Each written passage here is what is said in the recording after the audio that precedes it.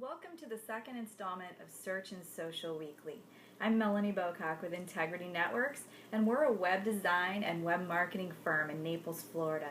We specialize in small and medium-sized businesses.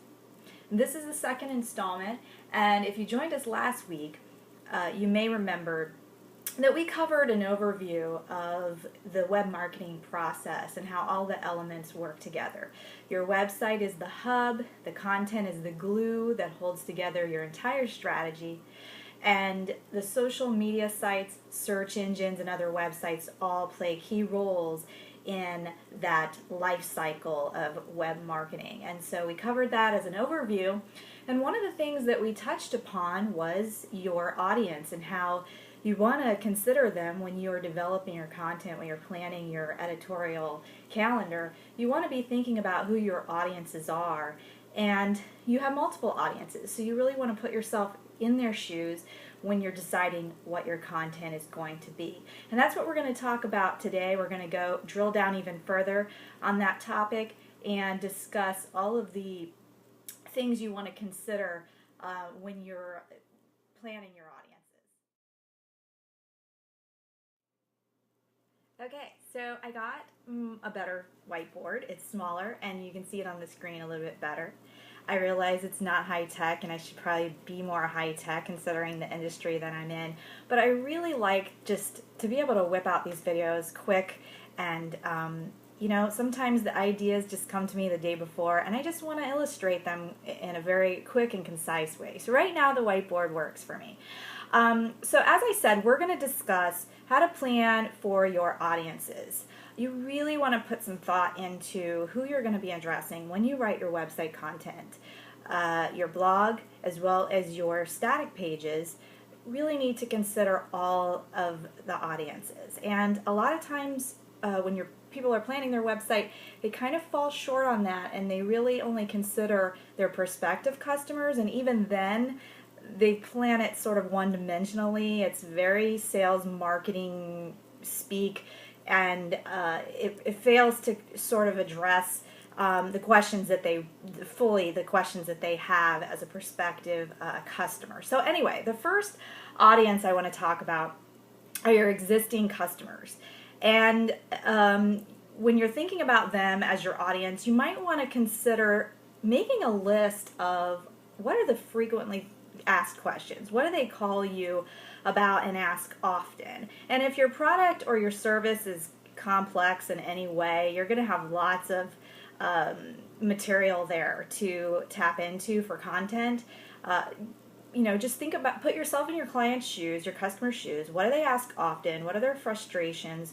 And build out resources on your website to answer those questions. Build a resource and refer your customers there within social media sites. If they call you on the phone, just be happy to say, that is a great question, and we've addressed that on our website, and there's a tutorial on there, and there's screenshots or video that's going to show you how to use the product properly. We understand that it's a complex product and you need help learning how to use it. We want you to use our product to its fullest.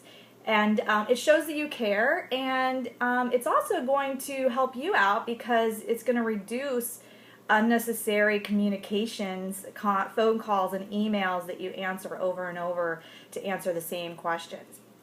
So that would be your customers. This can be done within social media as well, customer service related topics, anything like that is going to strengthen your relationship with your existing customers. Now, the next audience would be your prospective customers, and the good news is that the content you build for your existing customers is also going to go a long way with your prospective customers. It's going to, they're going to see that you've cared enough to really build a great resource about your product for your existing customers to get the best use out of it.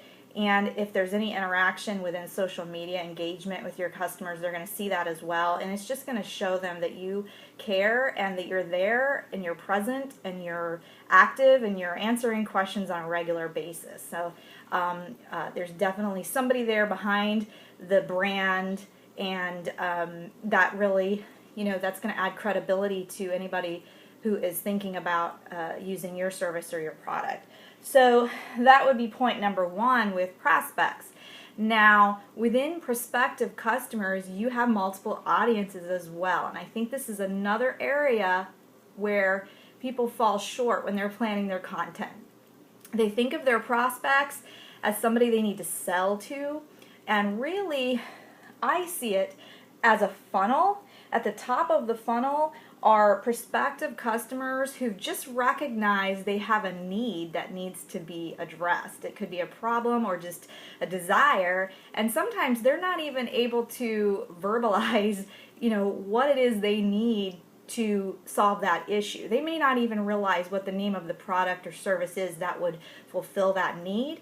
And so they might be Googling their issue. They might, whatever it is, they're going to start Googling, and it's going to be very general at that point because they're not educated or savvy enough about the product or the industry or the service to really put the correct industry terms in it. So that's another mistake is, companies will write content that's, number one, very salesy, and number two, uses industry lingo. And you need to remember that your audience, they're not in the industry, and so they're not necessarily going to use the same words that you are. They're going to use words that describe the problem they're having or the need they need addressed. So think about that. Think about the top of the funnel. This is where everybody starts. And write content, write blog posts, designed to address those questions in the language that they would use, because then you're gonna, number one, you're gonna help them, and they're gonna be happy about that you're addressing that question. But secondly, you're gonna start to have search engine rankings using the phrases they would use. So as the prospects move down the funnel, they become more savvy, and obviously some of them drop off, and that's why the funnel gets smaller. If somebody's looking for house plans, in the beginning, they're going to just type in house plans, and 80% of those people at the top of the funnel for house plans, they're just dreaming. They just want to look. So a lot of them are going to be tire kickers, and maybe they'll never be qualified buyers in the end. However, there are some qualified buyers in there, and you don't want to discount that prospective customer. But then as they move down this funnel, they're going to start searching more specifically because they've visited some sites, hopefully yours and others, and they've become educated prospects at that point. They're typing in, they're searching for longer phrases. Maybe they're adding some modifiers instead of houseplants. They're typing in a specific style of houseplant. They've already decided this is what I love. But maybe they still, at that point, this is still, the more complex your product is and the more expensive and harder it is to implement, like a house plan, for example, where they need to consider building codes, they have to find a builder, they've got to make sure that the plans or the style that they love is going to work with the lot that they bought and all of this stuff, and they may not know the answers to that question. But as they move further down the funnel, they're going to become more savvy. And again, this is the other mistake a lot of people make with their with their content. I don't want to call it sales copy because I don't like that word. Is they write for this up here and then they fall short. They don't continue on with the more detailed content, and your prospects want to keep coming back. You want to be the site that educates them throughout the process.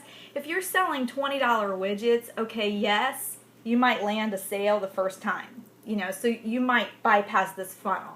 But if you're selling anything that's more complex, that requires any kind of forethought, there's going to be some sort of a funnel, and so you're going to have people come back multiple times before they end up, funnel gets smaller, they end up down here coming out the bottom as a buyer. So what I would do at planning your content is sit down and walk through the process that a typical buyer would take to go through this funnel. And that is the perfect way to plan your editorial calendar. That's the best way to brainstorm ideas for content, is say, okay, I'm a buyer or I'm a potential buyer, and this is when I first started out with this need, this is the thought I would have.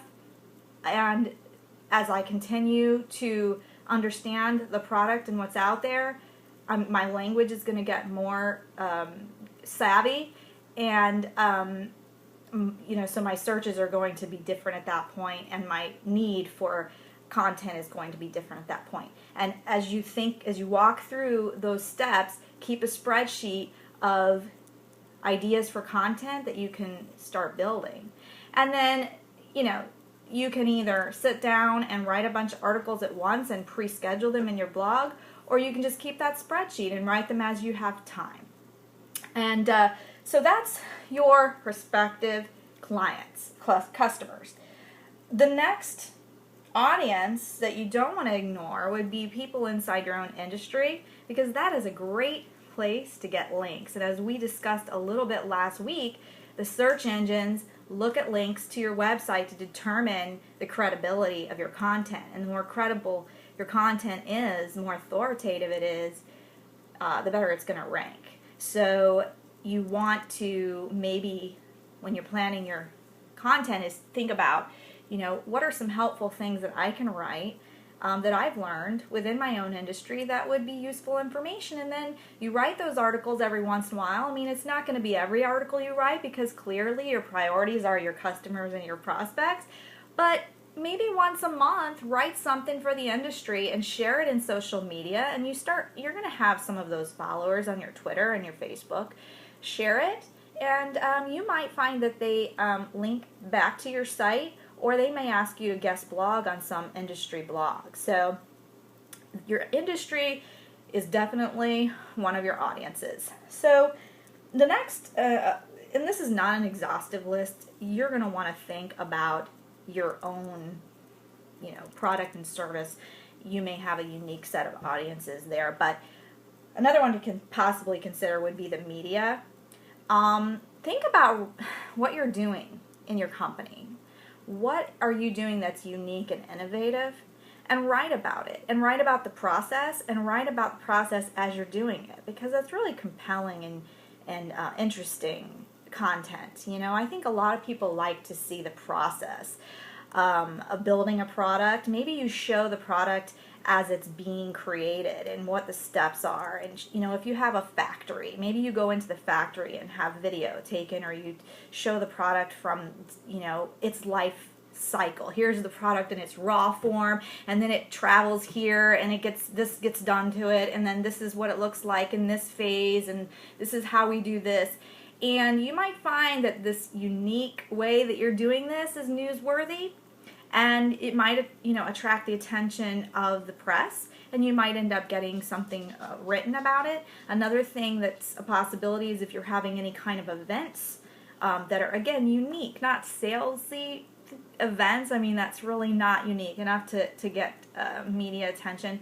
But if it's something really unique that your company is doing that's clearly newsworthy, definitely write about it in your blog, post about it on social media, and possibly follow some local media people on Twitter and on Facebook if they have pages, and you might find that they see this post and they decide they want to write about it. So the media is definitely somebody who to think about.